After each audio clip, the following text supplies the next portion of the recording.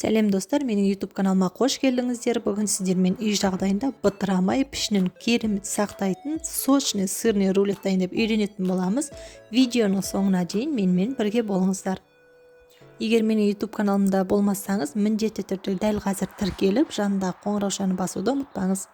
Дайындап бастаймыз. Алдымен бізге осындай 4 жұмыртқа керек. 4 жұмыртқаны жақсылап миксерлейміз және үстіне 3 ас қасық майонез саламыз. Және үккіштен өткізілген 200-250 грамм сыр салып, жақсылап араластырамыз. Дәміне қарай тұз, бұрышын қосамыз.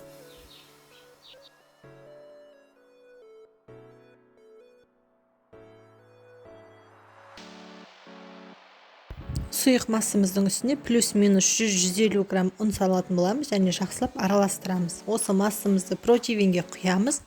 Менде поклан қағазы, сондықтан ешқандай да майламайым. Егер сіздерде басқа қағаз болса, міндетті түрде бетін шемшік маймен майлаңыздар. Себебі сырыңыз жабысып қалады. Сұйық массамыз әдемі болып пісу үшін бір тегіс етіп жайып шығамыз.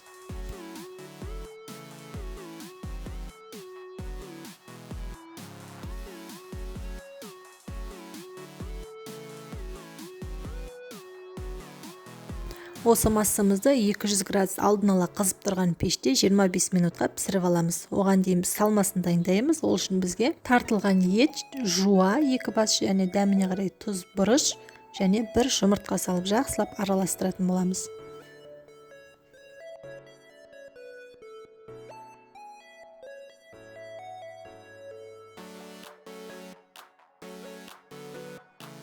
Біздің сырымыз да пісті.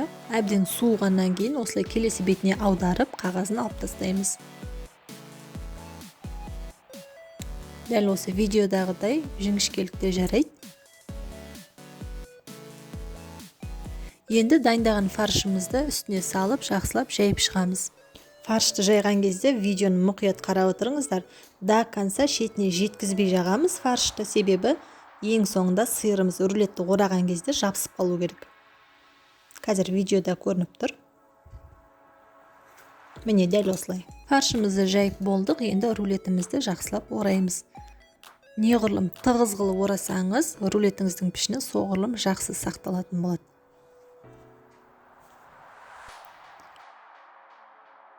Оралған рулетімізді енді фольгаға орап, екі шетін жақсылап бітейміз. Дәл видеода көрсетілген.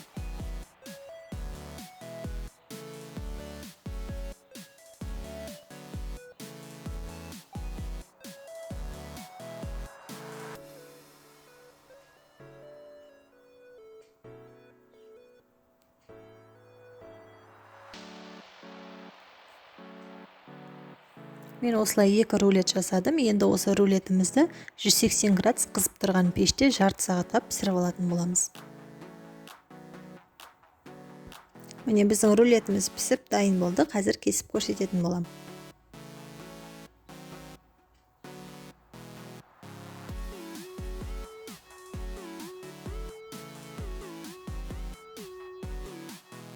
Міне рулетіміздің пішіні өте керемет сақталған.